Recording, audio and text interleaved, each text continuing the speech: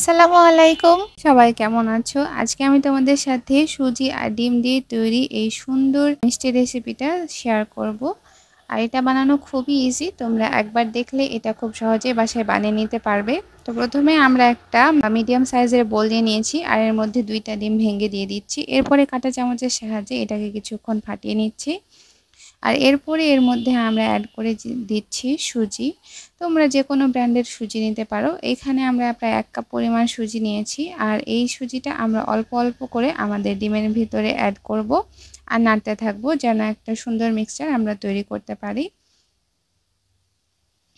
এখানে অল্প অল্প করে অ্যাড করার কারণ হচ্ছে যে আসলে যেন আমরা বুঝতে পারি যে 2টা ডিমের জন্য আমাদের কতটুকু পরিমাণ সুজি লাগছে। আমাদের কাপটা সামান্য বড় ছিল, নর্মাল যে কাপগুলা হয় সেই কাপের 1 কাপ সুজি আমাদের 2টা ডিমের জন্য পারফেক্ট। এরপরে আমরা দিয়ে দিচ্ছি 1 চা চামচের 3 ভাগের 1 ভাগ পরিমাণ বেকিং সোডা। তোমরা চাইলে এখানে বেকিং পাউডারও ইউজ করতে পারো, সেক্ষেত্রে আমাদের মিষ্টিগুলো অনেক বেশি ফুলে বড় হয়ে যাবে। এরপরে এটা আমরা ঢাকনা দিয়ে একপাশে রেখে দিচ্ছি 10 থেকে 15 মিনিটের জন্য। আর এরপরে নিয়ে নিচ্ছি আমরা 1 লিটার দুধ, যেটাকে আমরা সুন্দর করে জাল করে নিচ্ছি। আর 2টা এলাচ আমরা এখানে ভেঙে অ্যাড করে দিচ্ছি। আর এরপরে আমরা এখানে অ্যাড করে দিচ্ছি 1 কাপ পরিমাণ চিনি আর সেটাকে ভালোভাবে নেড়ে নিচ্ছি।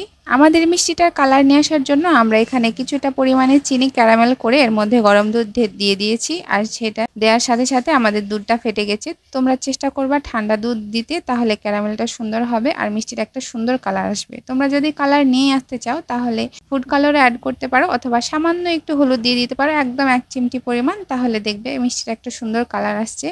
এরপরে আমরা আরও এক্সট্রা 1 কাপ পরিমাণ দুধ নিয়ে নিয়েছি আর এর মধ্যে আধা কাপ পরিমাণ পাউডার দুধ দিয়ে ভালোভাবে মিলিয়ে নিয়ে আমাদের গরম দুধের মধ্যে দিয়ে দিচ্ছি যেন আমাদের দুধের থিকনেসটা আমরা বৃদ্ধি করতে পারি। অথবা এখানে তোমরা চাইলে কনডেন্স মিল্কও ইউজ করতে পারো।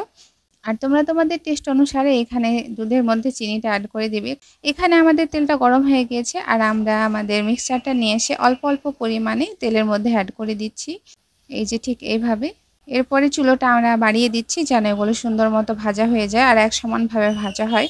তোমরা চাইলে কম বা বেশি নিজেদের ইচ্ছে মতো ভেজে নিতে পারো। আর ভাজার উপরেও কিন্তু এই মিষ্টিটার টেস্টটা ডিপেন্ড করবে। আমরা একদম খুব বেশি লাল লাল করে দেইনি, আমাদের মিষ্টিগুলো বাদামি কালারের হয়েছিল, তো সেই জন্য টেস্টটা ডিফারেন্ট এসছে।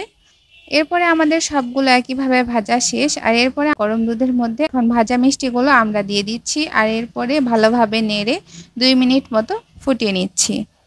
আর এই তো আমাদের মিষ্টি রেডি। এখন আমাদের চুলোটা বন্ধ করে দিচ্ছি আর এটা এখন আমরা ঢাকনা দিয়ে রেখে দিব, একদম নাড়াচাড়া করা যাবে না। তো এটা আমরা একদম রাত্রে বানিয়েছিলাম, এই যে দেখতেই পাচ্ছ 12:30 বাজে, বাইরে একদম অন্ধকার। তো তোমরা দিনের বেলা যখনই বানাও 3 থেকে 4 ঘন্টা একদম এভাবে ঢাকনা দিয়ে রেখে দিবে। তো পরে আম্মু এটা উঠিয়ে ফ্রিজে রেখে দিয়েছিল, যেহেতু দুধের জিনিস নষ্ট হয়ে যাবে। তো আমি এখন এটা তোমাদেরকে ভেঙে দেখাচ্ছি, ভেতর থেকে একদম অনেক সুন্দর রান্না হয়েছে, পুরোটাই রসালো আর খেতেও অনেক টেস্টি। তো তোমরা এরকম ইউনিক রেসিপি খুব সহজে বাসায় বানিয়ে নিতে পারো। এই তো ছিল আমার আজকের ভিডিও। দেখা হচ্ছে নেক্সট ভিডিওতে। সবাই সুস্থ থাকো, ভালো থাকো, আল্লাহ হাফেজ, টাটা।